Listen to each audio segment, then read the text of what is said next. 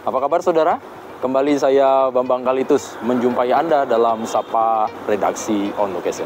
Nah, pada kesempatan kali ini saya akan bersama dengan Kalaksa BPBD Provinsi Bali, Bapak Imade Rentin, karena kami akan bersama beliau, kami akan turun ke lapangan, mendampingi dan melihat bagaimana peran dari BPBD untuk melakukan antisipasi karena mengingat sekarang sudah jatuh bulan Desember dan biasanya nanti menjelang Natal dan Tahun Baru cuaca sudah mulai hujan dan sedikit ekstrim, dan ini untuk mengantisipasi supaya kegiatan Nataru bisa berjalan dengan baik, bisa berjalan lancar, terutama bagi para wisatawan mereka yang akan berlibur di Bali. Ikut saya, kita akan menjumpai Bapak Rentin selaku Kalaksa dari BPBD Bali. Kita mau melihat agenda beliau hari ini apa dan kita akan ikut mereka. Ikut saya dalam Sapa Redaksi On Location.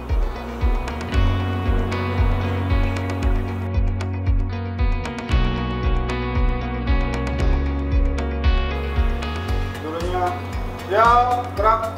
Apel tadi dimulai penghormatan. Penghormatan pada pembina apel. Hormat! Gerak! Selamat pagi. Hai. Selamat pagi. Hai. Tahu. Terima kasih.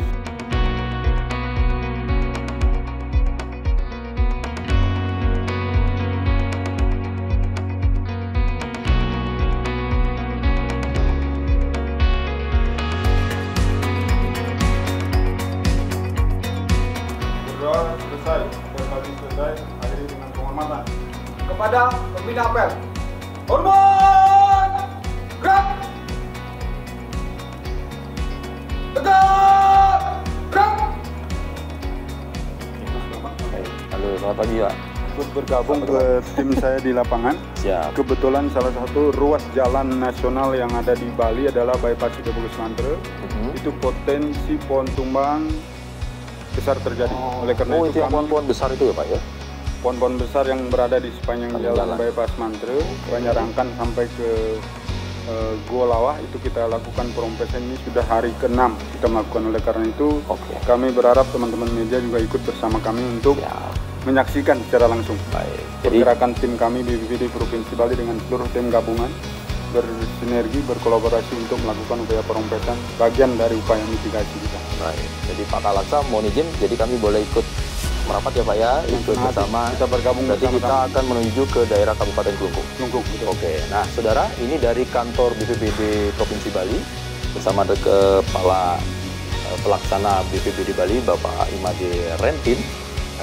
Saya berkesempatan untuk bersama beliau nanti selama 1 jam kurang lebih kita akan melihat bagaimana kegiatan-kegiatan yang dilakukan menjelang Nataru dalam hal ini, dan kemudian kita memang sudah memasuki cuaca hujan yang punya potensi apabila tidak dilakukan kesiapsiagaan terkait dengan hal-hal yang bisa menimbulkan akibat musibah-musibah. Gitu ya Pak Rentin ya? Betul sekali. Baik, nanti kita langsung mau izin ke lapangan, kita kayaknya ikut mobil Pak Kalaksa ini. Ikut di Turbo ya? Betul sekali. Baik, dan ini terima kasih buat kawan-kawan dari BPBD. Kita bertugas hari ini, kita tidak berdoa mudah-mudahan kita aman, sehat, sama jalan sehat selalu. Baik, ayo Pak Rentin, kita ke sana. Mari.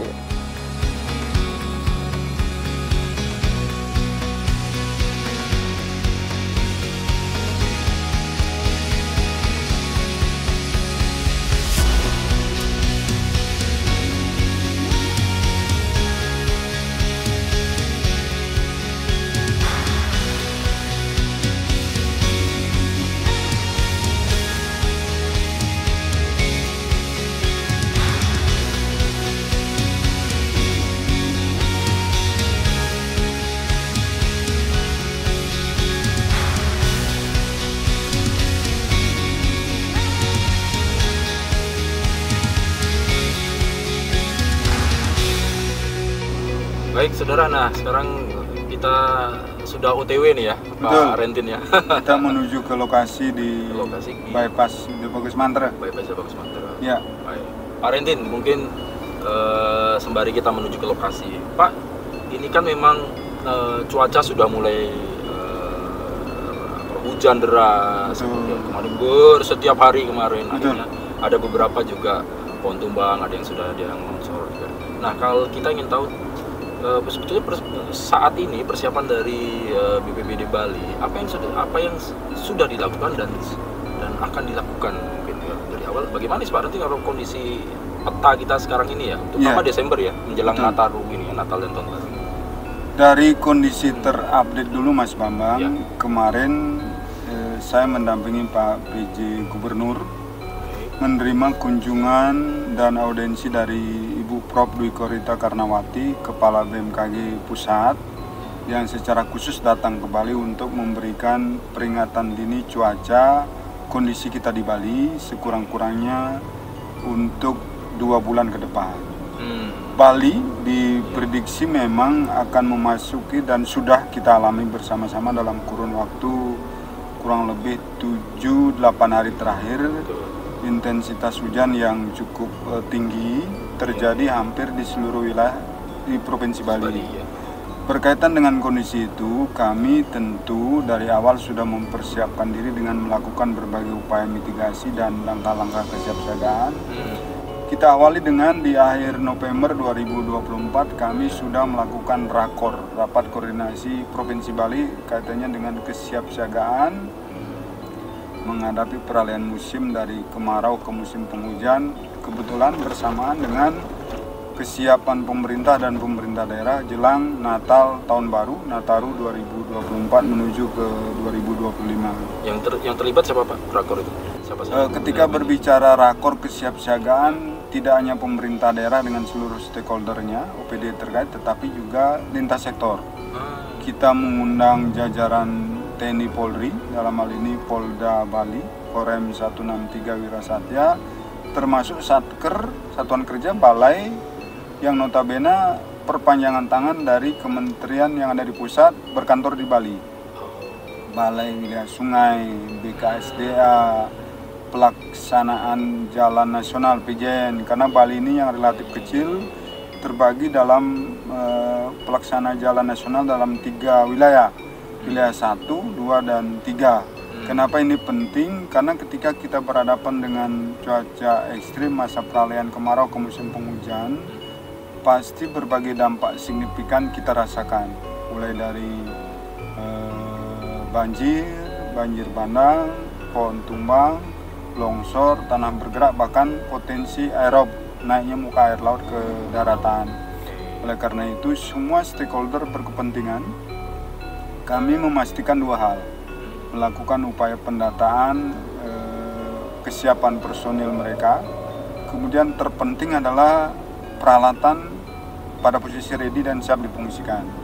Hasil rapat koordinasi kami memastikan semua stakeholder, semua teman-teman sesuai bidang dan kompetensi masing-masing, kan masing-masing punya kewenangan, bahkan termasuk jejaring Telkom, jejaring PLN, karena ini berkaitan ketika ada tanah longsor, pohon tumbang, menimpa jaring listrik, kabel-kabel dan lain sebagainya, termasuk telekomunikasi. Berarti mereka juga diajak? Mereka kita undang, bahkan sekarang sudah tergabung di dalam satu grup WhatsApp. Harapannya pada kesempatan pertama ketika terjadi kejadian di titik tertentu, teman-teman dari stakeholder terkait PLN, Telkom, termasuk pelaksana jalan, kami beri informasi ke kesempatan pertama untuk bersama-sama kita turun ke lokasi kejadian, melakukan upaya penanganan. Ini penting Mas Bambang dan pemirsa dimanapun, karena kolaborasi di dalam disaster manajemen penanggulangan bencana menjadi sebuah keharusan. Karena ketika berbicara bencana tidak semata-mata urusan kami di pemerintah daerah melalui Badan Penanggulangan Bencana Daerah, tetapi menjadi urusan dan tanggung jawab kita bersama-sama. Ketika berbicara upaya mengevakuasi dan memindahkan material longsor, tentu kami tidak punya kompetensi dan tidak menguasai alat-alat berat. Itulah teman-teman pelaksana jalan nasional, kemudian teman-teman dari PUPR, teman-teman dari KLH, kami libatkan secara bersama-sama, termasuk peran serta aktif dari masyarakat setempat, termasuk relawan. Biasanya ikut serta di dalam bersama-sama kita melakukan upaya penanganan jika terjadi kejadian kebencanaan di titik tertentu. Itu yang sudah kita lakukan selama ini. Baik, Pak Rendik, kalau kemudian dengan kesiapan dari kawan-kawan, kan ini ada kabupaten provinsi, ada yang di kabupaten, sebar ya Pak ya? Sebar semua. Sebar ya. Ini kondisi berarti sekarang ready semua kawan-kawan ini. Sangat ready. Ya, karena memang kita dengan rumus standby 247 Pak Bambang, 24 jam satu hari, 7 hari dalam satu minggu. Kita tidak mengenal libur dan tidak ada tanggal merah begitu. Teman-teman kami dalam 3 shift untuk mengatensi dan bertugas di posko BPBD setempat. Kami di provinsi, teman-teman di kabupaten kota seluruh Bali ada 9. Kita standby untuk mengatensi berbagai kondisi dan kejadian selama 24 jam dalam satu hari. Kalau boleh sedikit, kalau atensi dari tingkat kedaruratan atau tingkat mungkin ancaman dalam tanda kutip, untuk potret di Bali ini, mana yang harus diwadahi, kabupaten-kabupaten atau daerah mana sih Pak secara umum gitu? Bali kan relatif kecil ya Mas Bambang. Kalau di persentasekan hanya 0,26% dari luas seluruh Indonesia. Tetapi ketika berbicara hasad, ancaman kebencanaan, kita multi hasad. Oh, multi hasad. Multi hasad. Semua jenis ancaman bencana ada di Provinsi Bali.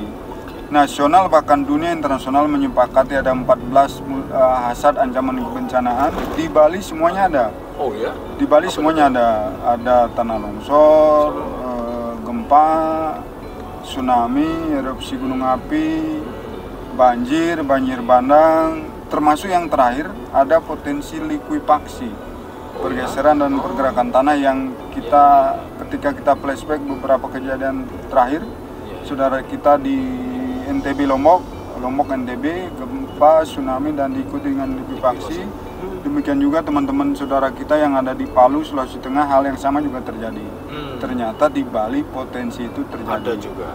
Jika melihat kondisi existing di saat kita menghadapi cuaca ekstrim jelang Nataru sekarang, perlu diwaspadai beberapa daerah yang memang masuk dalam zona kategori risiko tinggi.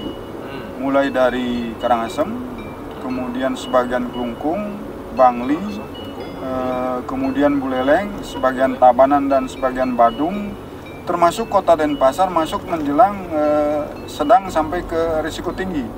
Karena di kota Denpasar potensi banjir, termasuk banjir bandang sangat tinggi. Oleh karena itu kesiapsiagaan teman-teman di kota Denpasar dan berpikir baru kita menyebut kota Denpasar itu aman dari berbagai potensi ancaman. Tidak, justru perlu diwaspadai yang potensi tinggi adalah banjir di kota Denpasar. Itu airnya karena intensitas hujan atau ada kiriman dari? Saling terkait. Ada beberapa memang potensi kiriman dari daerah lain, satu. Yang kedua, intensitas hujan yang begitu tinggi diperparah lagi dengan kebiasaan kita. Masyarakat kita kan belum sepenuhnya membudayakan untuk buang sampah sadar di buang sungai sampah itu, ya? Dan lain sebagainya. Perhatian terhadap lingkungan ini tentu perlu menggugah perhatian kita semua, tidak hanya sebatas kami pemerintah daerah melalui BPBD, Dinas Lingkungan Hidup dan Kebersihan, tetapi juga kita semua, publik, masyarakat Kampung Bali Permekas, yuk bersama-sama jelang terjadinya musim hujan yang begitu ekstrim sekarang, kita bersama-sama untuk meningkatkan kesadaran dan peduli terhadap lingkungan. Baik Pak Rentin, nanti kita lanjutkan lagi ya. Ini Baik. kita sebentar lagi mau mencapai lokasi ya. Jadi kita tahan. Saudara jangan kemana-mana, kita tahan dulu. Kita akan lanjutkan sapa redaksi on location setelah yang satu ini.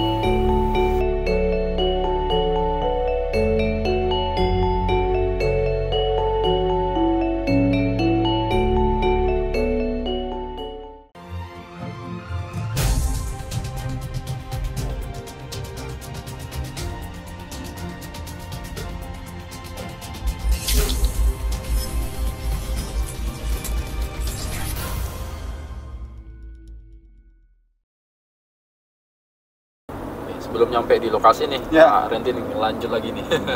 Pak Rentin, kalau kita melihat dari prioritas, aspek prioritas apa saja yang menjadi apa yang menjadi titik berat ya? Mungkin dari peringkat 1, 2, 3 untuk kebencanaan dan kesiapsiagaan dari BPBD ya, dari kita di Bali. Bagaimana Pak? Dari data yang kami miliki di Pusdalop BPBD Provinsi Bali, kondisi ini hampir sama terjadi di seluruh wilayah di Indonesia. Yang paling signifikan berdampak adalah cuaca ekstrim. Karena dia akan ikutannya banyak. Ada hujan lebat durasi yang cukup lama, intensitas tinggi, biasanya dibarengi dengan angin kencang, termasuk potensi puting beliung. Ada di sana ancaman petir yang menyamar warga kita sedang beraktivitas di ruang terbuka. Oleh karena itu menjadi konsen utama kami, salah satu strategi upaya yang kami lakukan untuk langkah-langkah preventif, kesiapsiagaan dan mitigasi adalah perompesan, seperti yang kita akan kunjungi hari ini. Teman-teman kami, tim gabungan di bawah koordinasi kami di BPBD Provinsi Bali mengkoordinir berbagai stakeholder. Kita melakukan pemotongan pohon-pohon yang kita patut duga atau diindikasikan membahayakan pelaku perjalanan. Dia bisa tiba-tiba roboh di saat hujan lebat durasi yang cukup lama dibarengi angin kencang, bisa menimpa pelaku perjalanan, apakah itu pengendara sepeda motor, kendaraan dan lain sebagainya, dan bahkan sampai sudah ada di beberapa ruas jalan menelan korban jiwa. Oleh karena itu, sebagai langkah preventif, upaya mitigasi dan kesiapsiagaan, kami di sepanjang jalan bypass Sido Bagus Mantro ini sampai jalur dari Denpasar, Gianyar, sekarang Kelungkung dalam 2 minggu ini, kami berupaya melakukan untuk pemotongan, perompesan pohon-pohon perindang yang berada di kanan kiri jalan, dengan harapan upaya mitigasi dan kesiapsiagaan yang kita lakukan. Ketika pohonnya sudah berusia cukup lama, kondisinya sedikit rapuh dan relatif mengganggu aktivitas pelaku perjalanan, ini kita putuskan untuk dirompes, dipotong.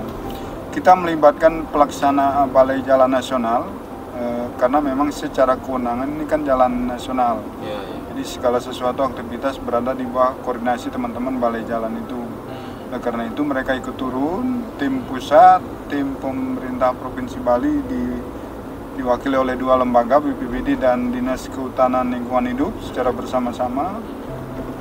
Kemudian teman-teman dari Kabupaten Kelungkung secara umum, termasuk dukungan personil peralatan dari unsur TNI dan Polri di Kabupaten Kelungkung. Dalam hal ini adalah Kapolres dengan jajaran, Dandim dengan jajaran, secara bersama-sama kita melakukan perompesan. Ini bukan baru sekarang ya Mas Bambang, ketika kita menghadapi cuaca ekstrim setiap tahun, karena ini kan potensi cuaca ekstrim ini relatif berulang tahun. Setiap tahun selalu terjadi, ya, sudah ketahuan bulan-bulannya ya Pak ya. Polanya sudah kelihatan. Oleh karena itu kami pun melakukan berbagai upaya kesiapsiagaan. Salah satunya adalah dengan cara melakukan perompesan di berbagai ruas jalan yang potensial membahayakan kita semua, termasuk paling utama adalah pelaku perjalanan. Rentin, kalau boleh tahu, ini kan kita juga ada potensi laut tadi ya. Betul. Ada rob, kemudian mungkin gelombang tinggi pasang. Gelombang tinggi pasang ya. Kita kan juga lautnya ada, kemudian ada pelabuhan-pelabuhan di barat dan di timur. Ini bagaimana ini kita Pak BPBD untuk koordinasi kami 4 stakeholder. Pertama, peringatan dini dari BMKG Wilayah 3, karena tidak hanya sebatas memperingati atau diberi peringatan tentang cuaca ekstrim yang terjadi di Bali, tetapi juga ruas-ruas tertentu. Pertama, DTW, daerah tujuan wisata, diberikan warning dalam setiap harian, bahkan kondisi pagi, kondisi siang, kondisi sore dan malam. Yang kedua, tempat-tempat pelabuhan-pelabuhan penyeberangan dari dan menuju Bali tetap diberikan peringatan dini kondisi cuacanya seperti apa. Jika dalam kondisi tertentu cuaca sangat ekstrim, BMKG melalui berkoordinasi dengan semua stakeholder, Dinas Perhubungan, teman-teman otoritas bandara, termasuk otoritas di pelabuhan, dapat merekomendasikan atau bahkan beberapa kali kita sudah mengambil keputusan untuk sementara stop, close tentang upaya dan aktivitas penyeberangan daripada potensi ancaman yang cukup tinggi, gelombang yang sampai di atas 4 meter, gelombang tinggi, angin yang kencang, hujan yang lebat durasi yang cukup lama, itu tentu relatif membahayakan. Hasil pemodelan yang dilakukan oleh teman-teman BMKG dimungkinkan untuk menyarankan dan merekomendasikan para pihak yang terkait di pelabuhan, termasuk di otoritas bandara, untuk sementara waktu melakukan penutupan. Pernah terjadi penyeberangan Gilimanuk menuju Ketapang Banyuwangi, pernah close beberapa jam, kendatipun kondisi relatif stabil karena memang teman-teman melakukan berbagai upaya antisipasi, termasuk pernah di penyeberangan Padangbayi menuju Lembar, karena memang diyakini potensi risiko yang cukup tinggi, sehingga mereka tidak mengambil risiko, memilih dan pilihan terbaik dan paling bijak adalah untuk sementara waktu close berbagai aktivitas di Pelabuhan Penang Baik. Tapi Desember ini memang misalnya kalau berurusan dengan air laut, pantai, memang potensinya memang tinggi gelombang Pak ya. Ini harus diwaspadai masyarakat. Diberikan peringatan dini oleh BMKG, iya. Hampir terjadi di hampir seluruh perairan di Provinsi Bali. Oleh karena itu selalu update pertama perkembangan dan informasi yang dikeluarkan BMKG. Kurangi aktivitas yang berkaitan langsung dan berhubungan langsung dengan ketinggian air laut karena berpotensi terjadinya berbagai ancaman kebencanaan yang terjadi di pesisir pantai termasuk di tengah laut. Nelayan selalu mewaspadai. Ada sekarang berbagai update informasi yang secara spesifik diberikan kepada teman-teman kita pelaku aktivitas di laut, nelayan salah satunya, untuk mereka lebih mewaspadai tentang berbagai potensi ancaman yang terjadi di pesisir dan di tengah laut tempat mereka beraktivitas. Dan ini memang pesan juga kepada para nelayan dan juga mungkin para wisatawan yang nanti akan kembali untuk waspada, penting waspada. Mengikuti pasti di posisi-posisi DTW tadi Pak, terutama di laut atau pantai itu kan pasti ada petugas ya Pak ya. Petugas ada. Nah itu ikutilah petunjuk mereka. Petunjuk mereka. Tidak boleh berenang ya jangan berenang. Jangan berenang. Gitu ya. Kalau tidak boleh bermain kano, main apa ya jangan main dulu karena mereka lebih tahu ini kadang-kadang safer ya. Ini penting ya karena kesadaran kita juga untuk kesiapsiagaan secara pribadi. Waduh, keren ini Pak. Kayaknya kita sudah mau masuk ke Kelungkung ini, mudah-mudahan. Kita akan menjumpai siapa di sana Pak? Tim yang turun? Ada tim gabungan yang notabene tim gabungan tidak hanya dari pemerintah daerah, BPBD, KLA, tapi teman-teman support dari Balai Jalan, Satker Nasional, termasuk dukungan personil dari TNI Polri yang ada di Kabupaten Kelungkung. Oh, saya dengar juga ada anggota dewan yang turun. Rencana ada pantauan dari Ketua Komisi 4 DPRD Bali. Komisi 4 memang partner kerja di bidang Kesra, termasuk di dalamnya adalah penanggulangan bencana. Oh gitu. Jadi ini kali kedua, pertama kami sudah dipanggil datang ke gedung Dewan, menceritakan tentang kinerja dan apa saja program di bidang penanggulangan bencana. Yang kedua sekarang beliau turba langsung ke lapangan. Gitu ya. Melihat kinerja kita, tim BPBD bersama tim gabungan di lapangan ketika melakukan upaya dalam rangka penanggulangan bencana. Jadi kemungkinan nanti kita akan bertemu dengan Dewan ya, semoga ketemu dengan Ketua Komisi 4 di DPRD Provinsi Bali. Mudah-mudahan nanti. Baik Pak Rentin, kita sebentar lagi mau nyampe, nanti kita akan lanjut kita melihat di lokasi kawan-kawan petugas yang melakukan perompesan ya Pak. Yep, betul. Saudara jangan kemana-mana, sebentar lagi kita akan sampai di lokasi perompesan pohon-pohon ini. Tepatnya di apa Pak Rentin? Daerah mana? Desa Negara, Kecamatan Banjarangkan, Kabupaten Kelungkung. Masih dalam ruas bypass Ida Bagus Mantra. Oke, baik. Jangan kemana-mana, kita lanjutkan sapa redaksi on location bersama dengan Kepala Pelaksana BPBD Provinsi Bali setelah yang satu ini.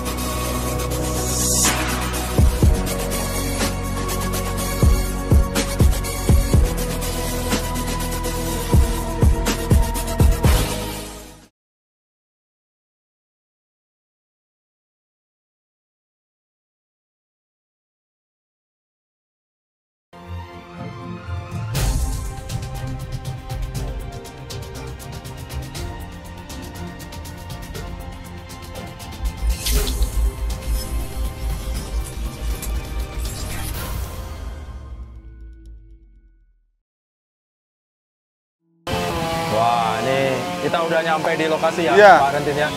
Jadi ini salah satu contoh kegiatan upaya mitigasi, langkah preventif yang kita lakukan, perompesan pohon-pohon perindang di sepanjang jalan bypass Ida Bagus Mantra. Kita awali dengan pemetaan, Mas Bambang. Pemetaannya begini, kita memastikan bahwa pohon-pohon ini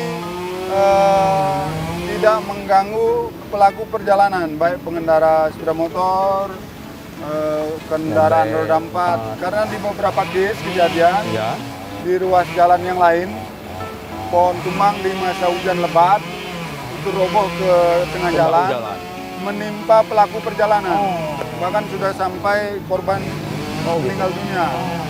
Pernah di ruas Petang, ruas Kudugul. Kita tidak menginginkan di ruas bypass Ida Bagus Mantra ini hal yang sama terjadi lagi. Oleh karena itu kami ambil langkah-langkah preventif. Di belakang adalah tim gabungan dari kami pemerintah daerah, unsurnya BPBD dan lingkungan hidup. Kemudian disupport oleh Balai Jalan Nasional. Teman-teman dari Polri dan TNI juga mendukung. Kami bersama-sama melakukan upaya perompesan sebagai langkah preventif. Ini pohon yang cukup besar, relatif membahayakan. Karena itu kita lakukan pemotongan dengan batas tertentu. Karena memang ada batasan kemampuan maksimal kita menjangkau.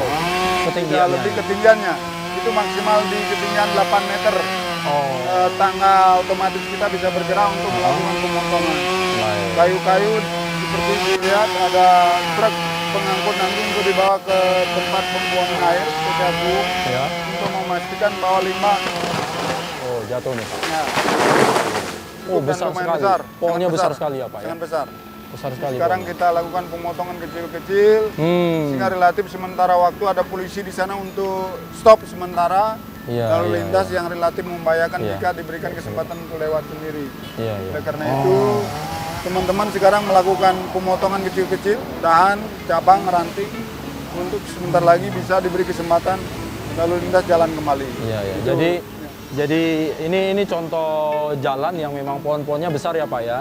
Ya, betul. Ada pohon-pohon di pinggir jalan dan ini potensi besar. Nah ini salah satu contoh yang dilakukan oleh pihak BPBD untuk mengantisipasi apabila nanti curah hujan tetap tinggi, disertai dengan angin kencang gitu Pak ya? Betul. Kita meminimalisir potensi korban jiwa ya, kemudian atau kerugian dari mobil, motor itu ya. Karena sekali lagi jika kita mengutip rilis peringatan dini yang disampaikan oleh BMKG, kondisi cuaca ekstrem hujan lebat dibarengi dengan angin kencang, ini berpotensi tidak hanya sampai di bulan Desember saja, tetapi potensinya bisa terjadi sampai di Januari bahkan Februari 2025.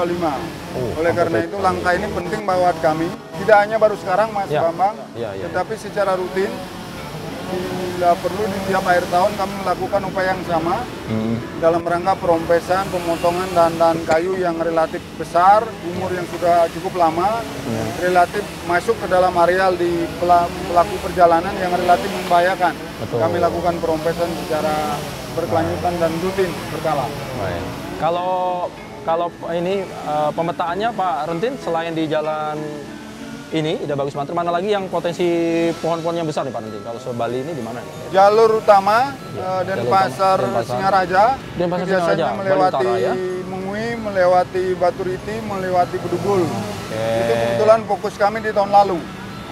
Kemudian lintas Jembrana sampai ke utara juga Buleleng, sampai Jembrana sampai Denpasar juga kita sudah lakukan tahun lalu. Relatif hasil pemetaan kita tidak semasif yang ada di Bypass Mantro sekarang. Relatif secara kuantitas jumlah pohon yang besar yang perlu kita lakukan perompesan lebih sedikit. Relatif paling banyak yang ada di Bypass Mantro. Sehingga kita fokus ini sudah hari ke-6. Kita akan melakukan hal yang sama sampai dengan tanggal 20 Desember. Kurang lebih 2 minggu kita beraktivitas di jalur bypass di Bypass Mantro ini. Wah, ini luar biasa ini memang. Ya cukup ini ya Pak ya, melibatkan TNI, melibatkan Polri juga. Polri, teman-teman dari Satker, Balai Pelaksana Jalan Nasional. Karena memang secara kewenangan, jalan ini kan jalan nasional. Jadi di bawah pengawasan pelaksanaan jalan nasional, PJN Wilayah 2 yang ada di Provinsi Bali. Oleh karena itu, kita bersinergi dengan berbagai pihak, termasuk teman-teman dari TNI Polri, Dinas Perhubungan Kabupaten Gunggung, BPBD Kabupaten Gunggung, kita bersama-sama bersatu padu. Karena memang kalau kita berbicara disaster, bencana, penanggulangan bencana, tidak melulu urusan kami di BPBD saja, tapi menjadi kewenangan dan urusan kita bersama. Itulah pentingnya bersinergi. Kami BPBD merangkul semua pihak, bahkan masyarakat, tokoh masyarakat, relawan. Kami ajak saja bersama-sama, yuk bersama kita peduli terhadap alam sekitar kita, menyaring berbagai potensi ancaman bencana, keselamatan jiwa manusia menjadi hal pertama dan utama. Harus bersatu Mas.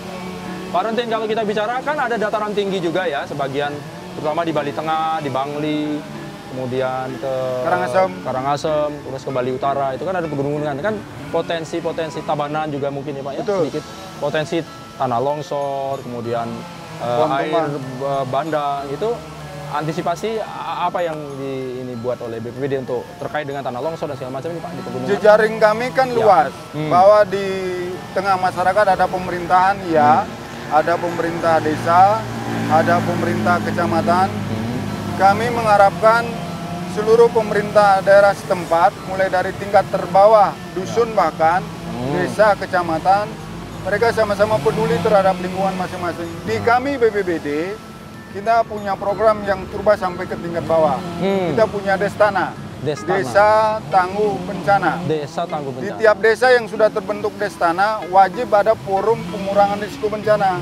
Di dalamnya tergabung seluruh tokoh masyarakat, termasuk unsur TNI dan Polri yang ada di desa, tergabung dalam satu forum yang harapan kami perpanjangan tangan dari pemerintah daerah, yaitu BPBD, untuk melakukan hal yang sama. Ketika dilihat di jalan dusun, jalan desa, jalan kabupaten ada hal yang sama, pohon-pohon yang relatif membahayakan, mereka secara mandiri melakukan. Dan seharusnya anggaran dana desa, alokasi dana desa ADD tiap tahunnya bisa dialokasikan untuk setidak-tidaknya upaya mitigasi, minimal beli sensola untuk potong pohon-pohon yang membahayakan, tidak menunggu dari kami di BPBD provinsi atau BPBD kabupaten kota seluruh Bali. Ya. Jadi memang ada Desa Tangguh Bencana. Destana Desa Tangguh Bencana program kami, ini program nasional. Kita akomodir di daerah di Provinsi Bali. Harapan kita di Bali ada 716 desa. Harapan kita seluruhnya desa kelurahan di Provinsi Bali menjadi Desa Tangguh Bencana. Wah, jadi memang ini lagi-lagi partisipasi masyarakat ini. Betul. Ya. Jadi BPBD juga tidak bisa sendiri. Tidak bisa sendiri. Tapi paling tidak mitigasi awal itu bermula dari warga. Mereka yang tahu kondisi dan situasi. Betul sekali, Mas. Kerawanan longsor, kerawanan banjir, kerawanan pohon tumbang, gitu, Pak. Kalau warga bisa menginformasikan ke BPBD, Pak? Bisa. Kami call center di provinsi, call center di seluruh BPBD kabupaten kota seluruh Bali. Kami 24 jam dalam satu hari, 7 hari dalam satu minggu, bahkan nyepi sekalipun. Petugas kami ready standby. Jadi call center kami di 25 11 77. Sekali lagi 25 11 77. Itu on 24 jam. Kami menerima laporan dari seluruh pihak, termasuk warga dan teman-teman media. Ketika di suatu titik tertentu ada kejadian kebencanaan, kami memberikan respon pada kesempatan pertama melalui petugas-petugas kami yang terdekat dari kondisi kejadian tersebut. Oke, baik Pak Rentin.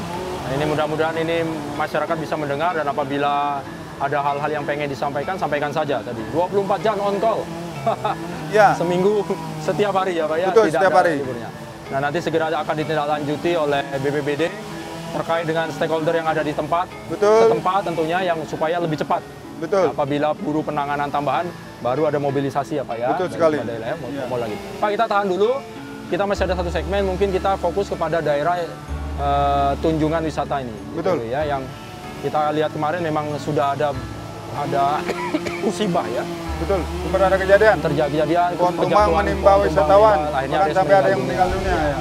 Nah, ini juga nanti kita akan boleh ya wejangan-wejangan apa yang harus diperhatikan oleh manajemen setempat, para wisatawan juga mewaspadai. Kita tahan dulu Pak Rentin ya.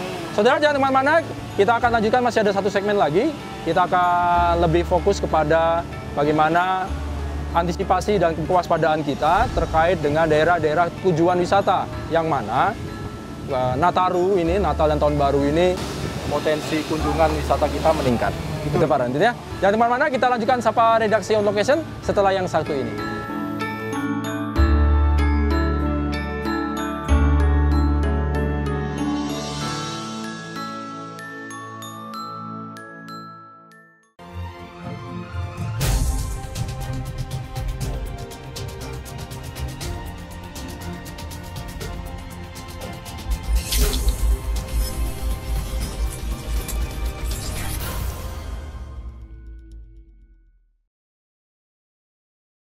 Wah, luar biasa. Kita lanjut ya Pak Rentin.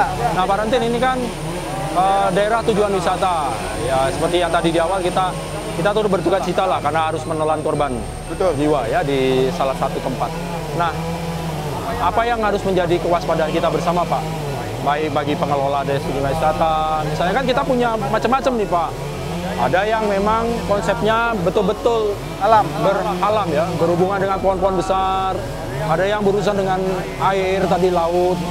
Banyak kafe-kafe nih Pak, di pinggir nih. Nah, kira-kira apa poin-poin apa yang perlu kita sampaikan kepada masyarakat Pertama, acuan kita adalah rilis resmi BMKG. Karena sekarang sudah sangat detail, rigid.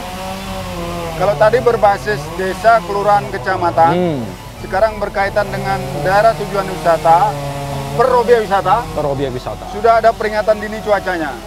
Hari ini misalkan di Ubud, di Tanah Lot, di Pantai Kute, jam berapa potensi hujan terjadi?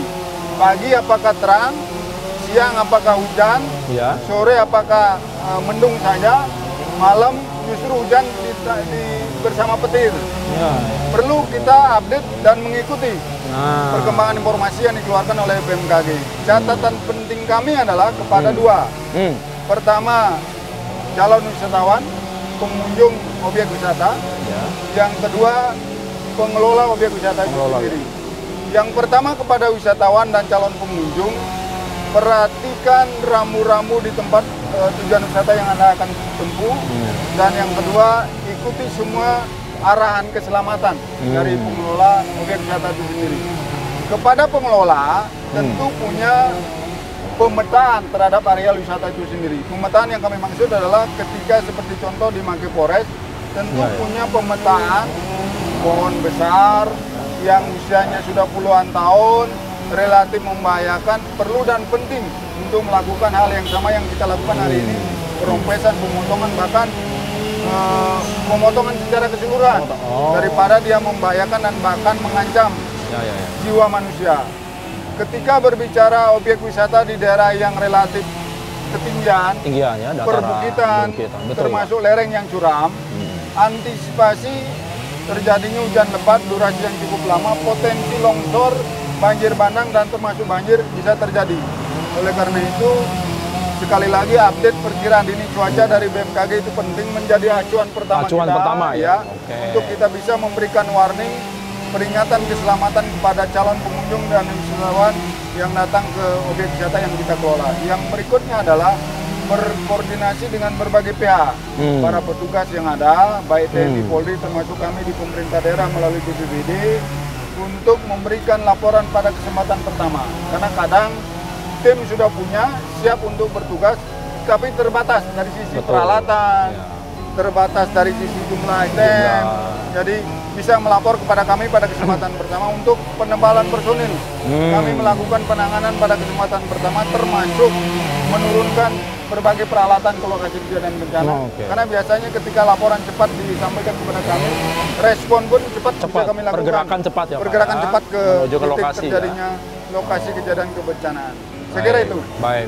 Jadi memang ini lagi kita mengajak, mengimbau kepada seluruh masyarakat, terlebih juga para wisatawan atau para yang akan datang. Pertama, menjadi panduan utama, lihat situasi dan kondisi cuaca hari itu. Dengan cara follow dari informasi dari BMKG ya. Termasuk kami BPBD. Cermati betul hari itu kondisinya seperti apa. Apabila potensinya hujan deras, hindari yang punya potensi hujan deras gitu ya. Nah, jadi sekali lagi bagi para wisatawan yang akan berkunjung ke Bali menikmati wisata, sekali lagi pertama-tama tidak ada salahnya ngecek informasi cuaca pada hari itu. Mengikuti informasi dari BMKG, nama ini yang valid ya Pak ya. Karena dia jam per jam tuh ada. Per jam ya, potensi awan, potensi hujan, potensi angin gitu ya. Jadi ini sangat penting sekali. Jadi jangan ragu untuk memastikan apabila dipastikan saya akan mengunjungi daerah tujuan wisata tertentu, tetapi sepertinya daerah ini potensi hujannya lebat, potensi angin tinggi, ya kita menghindari dulu, pindah dulu, gitu Pak Rentin ya. Kita boleh dikatakan preventif lah ya. Langkah preventif. Ya, ini preventif ya. Nah, kemudian apabila kita mudah-mudahan tidak terjadi, tapi apabila terjadi, kemudian kita harus melakukan action dan preemptif ke pasca bencana atau segala macam. Kalau kekuatan kita bagaimana Pak Rentin secara umum? Siap juga seperti apa? Ya, pemerintah daerah, Pemprov Bali dalam hal ini, kita mengalokasikan belanja tidak terduga untuk mengakomodir pasca bencana. Ya. Katakanlah dalam setiap tahun kurang lebih ada 15 sampai 20 miliar kita kelola di BPBD melalui BPKD. Harapannya ketika kita tidak minta bencana terjadi menimpa warga, ya rumah penduduk, ya dapurnya, ya merajannya, termasuk fasilitas umum, fasilitas sosial, difasilitasi oleh pemerintah daerah untuk pemulihan, pembangunan kembali beberapa persarana infrastruktur yang rusak akibat dari bencana, yang tentu besarannya diatur dari peraturan gubernur, yang nilainya tidak begitu besar karena sifatnya memang stimulan. Hadirnya pemerintah daerah di tengah-tengah masyarakat yang tertimpa bencana sebagai wujud kepedulian pemerintah daerah, termasuk bisa membangkitkan kembali ya perekonomiannya, membangun kembali rumah mereka yang rusak tertimpa bencana, termasuk fasilitas umum, fasilitas sosial, berbagai hal lainnya untuk dibangun ulang, diberikan bantuan psikoting, termasuk jika ada yang sampai korban meninggal dunia, kita tidak minta, ada santunan diberikan santunan per orang sebesar 15 juta. Ini ya, bahkan di seluruh daerah di Provinsi Bali kita akomodir dari pemerintah Provinsi Bali, kecuali memang daerahnya sudah mengalokasikan, katakanlah Badung sudah punya regulasi sendiri yang bisa mengakomodir secara mandiri tanpa bantuan dari Pemprov Bali. Yang kedua, Kabupaten Gianyar. Itu dua daerah yang betul-betul bisa mandiri, tidak mengharapkan lagi bantuan dari pemerintah Provinsi Bali untuk dana anggaran pasca bencana. Jadi kita berharap memang daerah lain sama seperti Badung dengan Kabupaten Gianyar yang mampu mandiri secara anggaran untuk bisa mengakomodir warganya yang tertimpa bencana. Jadi memang dua kabupaten ya Pak, Kabupaten Badung, Kabupaten Gianyar sudah ada. Sebenarnya kembali kepada kemampuan keuangan daerah. Kita provinsi memang bertanggung jawab terhadap seluruh kabupaten kota yang ada di Bali. Tetapi alangkah baiknya jika kabupaten bisa dan mampu mandiri seperti Badung dan Gianyar, kita berharap juga kabupaten lain bisa mengikuti. Kita di provinsi tetap standby untuk mengakomodir daerah lain yang memang secara finansial ada keterbatasan. Itu yang kita lakukan. Ya. Kita berharap mudah-mudahan nanti kabupaten-kabupaten lain ikut bersama. Ya, betul. Baik Pak Rentin, kita mau mengakhiri Sapa Redaksi On Location. Apa yang ingin disampaikan kepada masyarakat himbauan terlebih inilah sekali lagi ya kesiapsiagaan kita secara mandiri terlebih, dan juga nanti menghadapi curah hujan yang ekstrim, menghadapi pola yang berdasarkan data dari BMKG bahwa potensi hujan ini masih di Desember, Januari, dan sampai Februari. Ya, ini. Gimana Pak? Apa yang ingin sampaikan kepada masyarakat? Ya, Bali sampai saat ini masih favorit untuk kunjungan wisatawan, terutama di masa akhir tahun. Jelang Natal tahun baru, ada warning peringatan ini yang dikeluarkan oleh pihak BMKG yang memastikan bahwa cuaca ekstrim akan terjadi di Bali, bahkan di seluruh Indonesia di bulan Desember, Januari, sampai puncaknya nanti di pertengahan bulan Februari. Oleh karena itu ketika akan berkeinginan berkunjung ke Bali, pertama ikuti update informasi yang dikeluarkan oleh BMKG Wilayah 3 Denpasar untuk memastikan daerah tujuan wisata yang akan dikunjungi tidak terjadi cuaca yang ekstrim. Hindari jika di jam yang Anda rencanakan untuk berkunjung terjadi cuaca ekstrim, hujan lebat yang durasinya cukup lama, intensitas tinggi, sementara waktu hindari. Kita memastikan saat kita berkunjung ke objek wisata dalam kondisi aman, terhindar, terbebas dari ancaman kebencanaan. Kami pemerintah daerah, melalui BPBD, bersinergi dengan semua pihak, termasuk Balai dan Satgas Nasional, dukungan TNI Polri, bahkan masyarakat termasuk relawan, siap mengatensi dan memberikan penanganan pada kesempatan pertama jika diminta terjadinya kejadian kebencanaan di wilayah tertentu di wilayah Provinsi Bali. Tetap aman dalam berlibur, nikmati suasana Provinsi Bali, tetapi terhindar dari ancaman kebencanaan. Terima kasih. Baik, terima kasih Pak Rentin atas waktunya. Saya berterima kasih diajak loh ini jalan. Ya, langsung melihat. Iya, lihat ya, supaya kita juga ngajak masyarakat dan pemirsa untuk melihat ini. Betul. Salah satu upaya preventif pencegahan yang dilakukan oleh BPBD, turun tangan langsung, Kalaksa turun tangan langsung memastikan. Tentunya ini kerjasama seluruh stakeholder ya, Pak Rentin ya, seluruh pihak untuk menjaga Bali tetap aman, nyaman untuk kunjungan wisata.